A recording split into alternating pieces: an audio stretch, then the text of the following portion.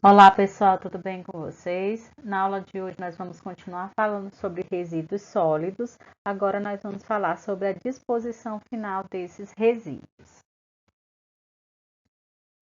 Bom, com mais de 200 milhões de habitantes, o Brasil é um dos países que mais gera resíduos sólidos, materiais, substâncias e objetos descartados, cuja destinação final deveria receber tratamento com soluções economicamente viáveis, de acordo com a legislação e as tecnologias atualmente disponíveis, mas acabam ainda em parte sendo despejados a céu aberto, lançados na rede pública de esgotos ou até queimados. Então, entre esses resíduos estão alguns mais complexos, como os de construção civil, hospitalares, radioativos, agrícolas, industriais e de mineração, mas também os domiciliares, oriundos de atividades domésticas em residências urbanas, e os de limpeza urbana, originados da varrição, limpeza de logradouros e vias públicas,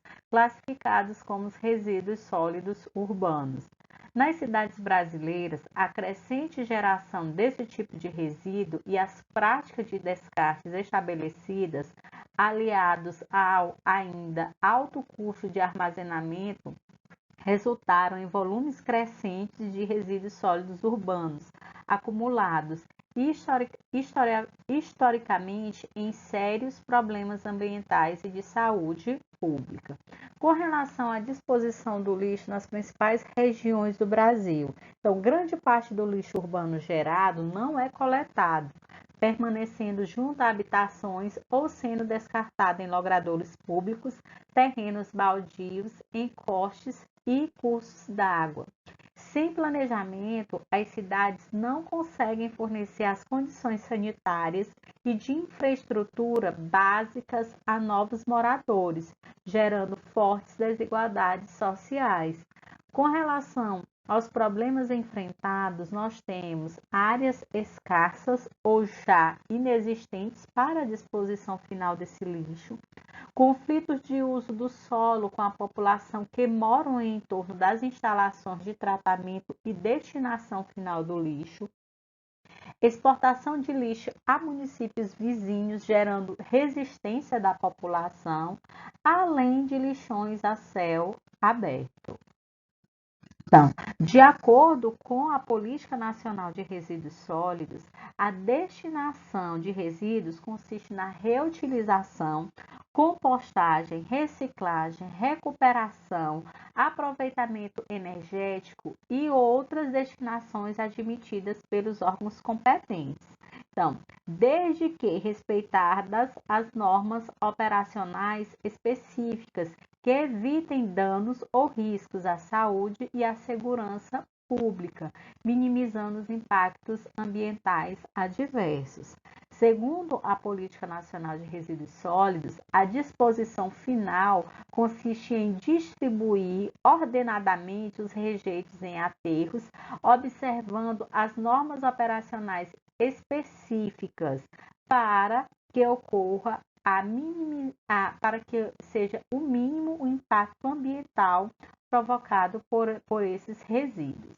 Então, com relação à destinação final ambientalmente adequada, de acordo com essa política nacional de resíduos sólidos, nós temos a destinação de resíduos que inclui a reutilização, a reciclagem, a compostagem, a recuperação e o aproveitamento energético e outras destinações admitidas pelos órgãos competentes.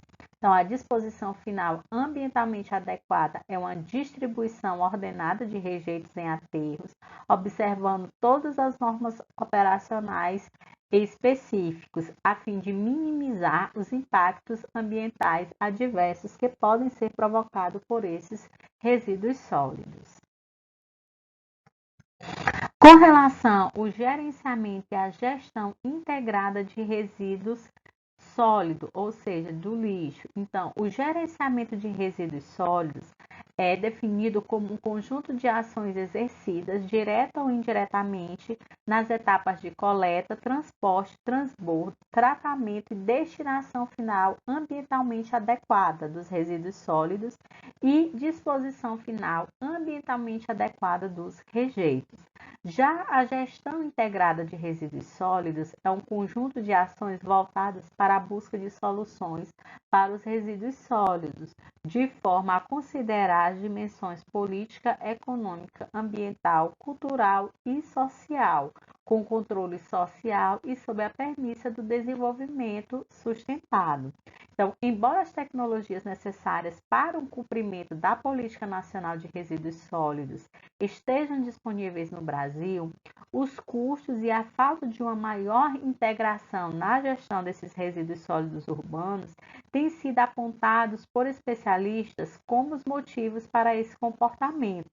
Enquanto em países que já resolveram ou estão em vias de solucionar o problema dos resíduos sólidos urbanos, não apenas os aterros sanitários, mas também incineradores e biodigestores para geração de energia, sejam tecnologias bastante comuns.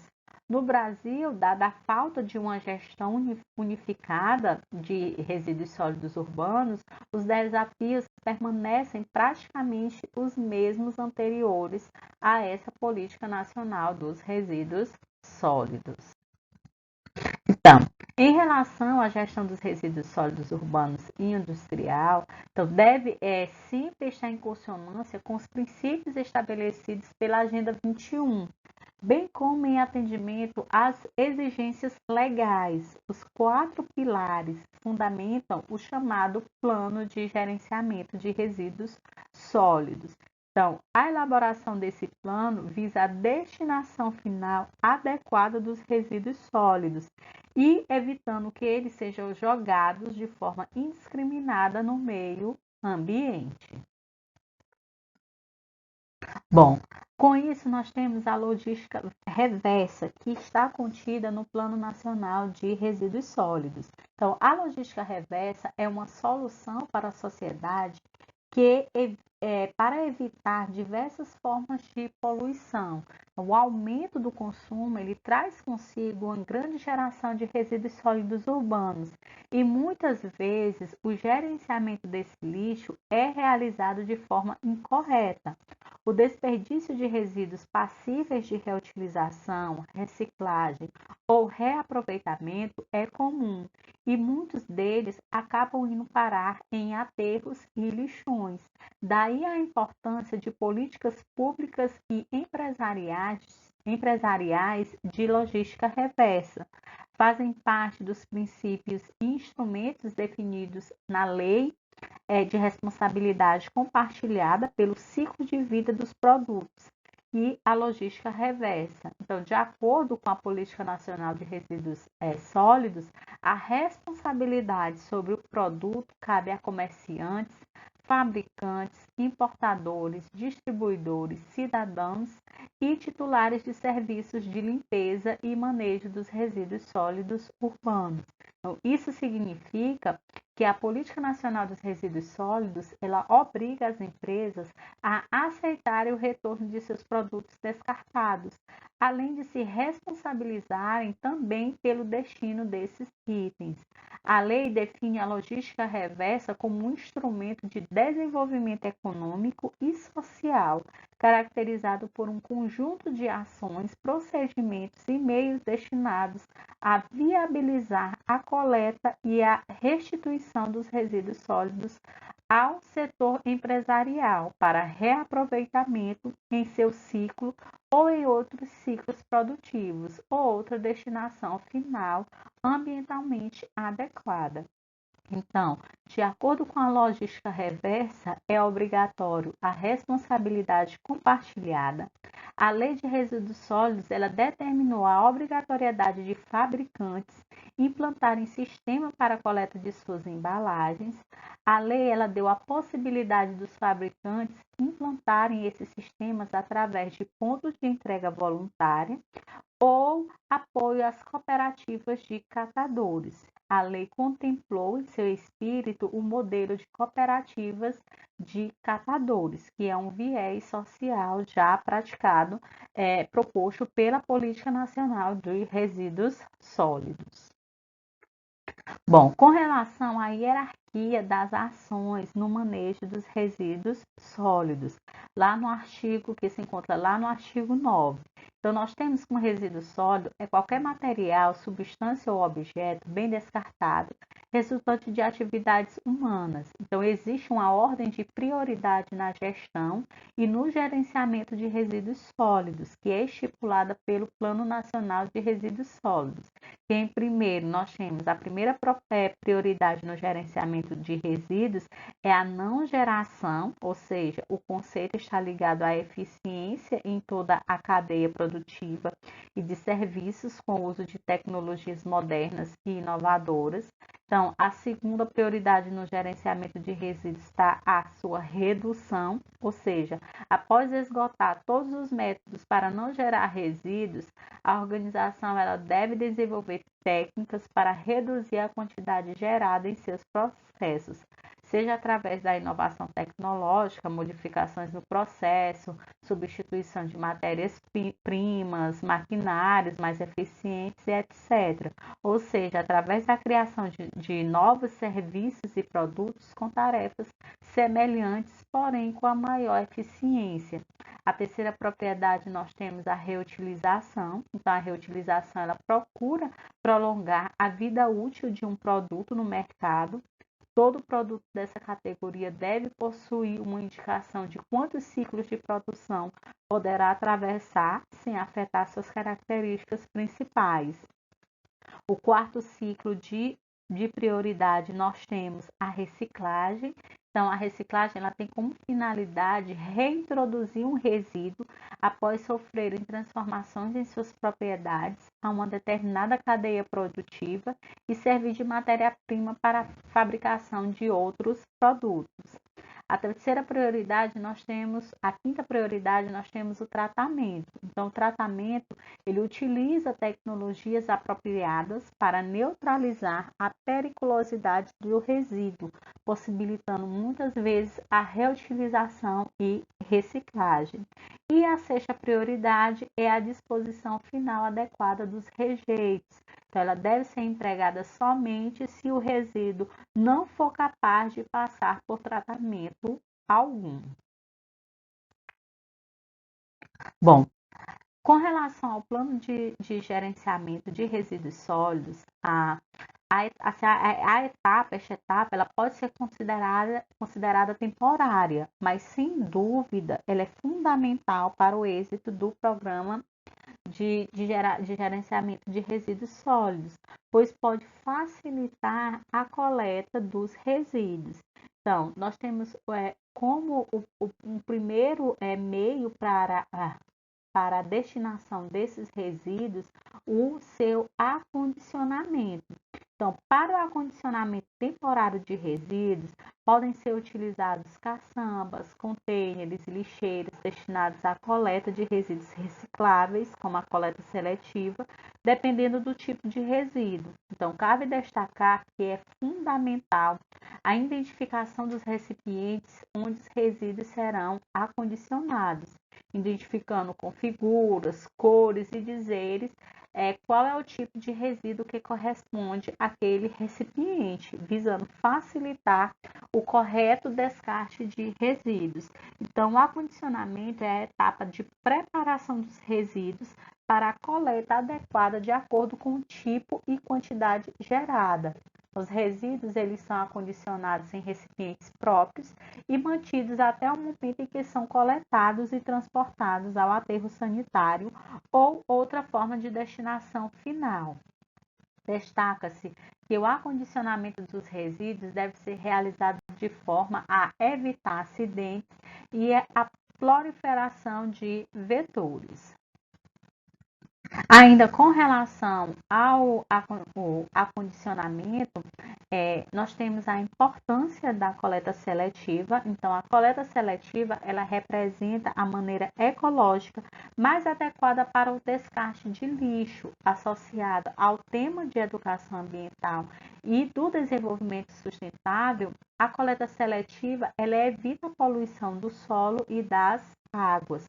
Então, a intenção é separar todos os resíduos utilizando-os na reciclagem. Então, os principais benefícios da coleta seletiva é porque ela promove a conscientização ambiental dos cidadãos, evita a contaminação do solo e da água, evita o desperdício dos recursos naturais não renováveis, promove a reciclagem, ou seja, o reaproveitamento de materiais, melhora a economia, pois diminui os custos de produção e a geração de empregos, dentre outras características, e alivia e prolonga a vida útil dos aterros sanitários.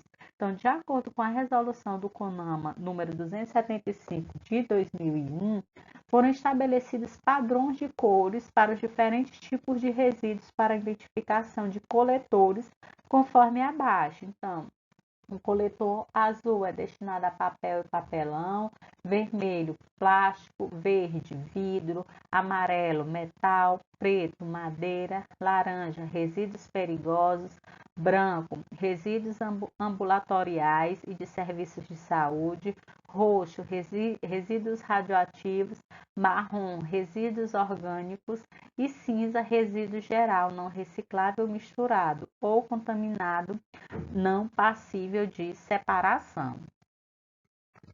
Ainda com relação ao condicionamento e coleta seletiva, a coleta seletiva é a coleta de resíduos sólidos previamente segregados conforme sua constituição ou composição. Então, a coleta seletiva ela permite que os materiais que podem ser reciclados sejam separados dos demais, os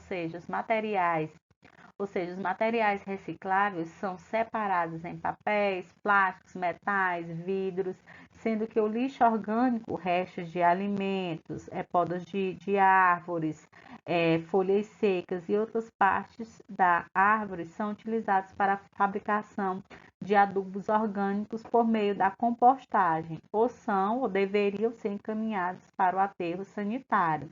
Então, cabe destacar que as pilhas e baterias elas também devem ser separadas, pois se descartadas inadequadamente no meio ambiente, elas podem causar contaminação do solo em virtude da presença de metais pesados em sua composição.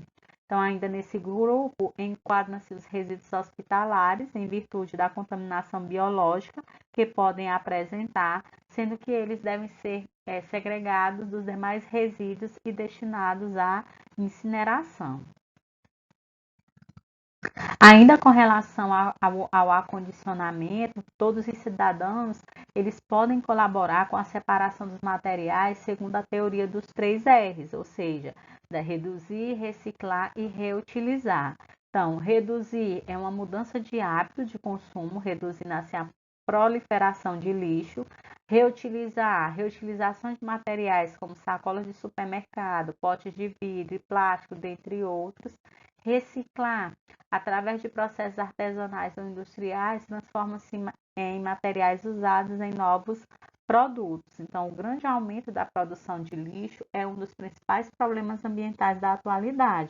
A produção de lixo ela é inevitável durante as atividades humanas, porém, pode haver sua diminuição. Então, esse fato pode ser obtido através da implantação da política dos 3 R's. Então, a política dos 3 R's é um conjunto de ações sugeridas durante a Conferência da Terra, realizada no Rio de Janeiro em 1992, que estabelece consiste nos atos de reduzir, reutilizar e reciclar o lixo produzido. Com relação ao plano de gerenciamento dos resíduos sólidos, nós temos a coleta. Então, cabe destacar que a coleta geralmente é realizada por caminhões que transportam o resíduo até o destino final pretendido. Ainda nesta etapa, pode-se dizer que que caso o acondicionamento de resíduos seja feito de forma adequada, realizando a segregação do lixo, a coleta ela é facilitada, favorecendo posteriormente a reciclagem. Ressalta-se ainda que, quando possível, deve ser realizada a coleta periódica de resíduos especiais, como pilhas, baterias e lâmpadas fluorescentes. Dessa forma, a coleta seletiva dos resíduos contribui de forma direta para a sustentabilidade, pois reduz significativamente o consumo de resíduos naturais, bem como minimiza a possibilidade de poluição dos recursos hídricos e solo. Então, com relação à coleta, após o acondicionamento, a próxima etapa é a coleta. Então, essa etapa ela deve ser realizada com frequência para evitar que o resíduo fique muito tempo exposto e ocorra a emissão de odores e atração de vetores, ou seja, de agentes patogênicos que são responsáveis por doenças. Por esse motivo, a regularidade é imprescindível, pois reduz o acúmulo de resíduos nos recipientes de acondicionamento.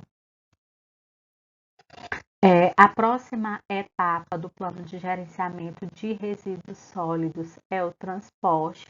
Então, nessa etapa devem ser tomados alguns cuidados com relação às exigências legais, buscando sempre verificar e atender às normas de transporte de resíduos da localidade, bem como atentar para o arquivamento de certificados e manifestos de transporte de resíduos, já que por meio destes é possível assegurar que o resíduo foi transportado de forma adequada até o destino final, que pode ser reciclado ou tratado. Então, após a etapa da coleta dos resíduos, o próximo passo corresponde ao transporte desses resíduos à etapa de tratamento e, posteriormente, à destinação final.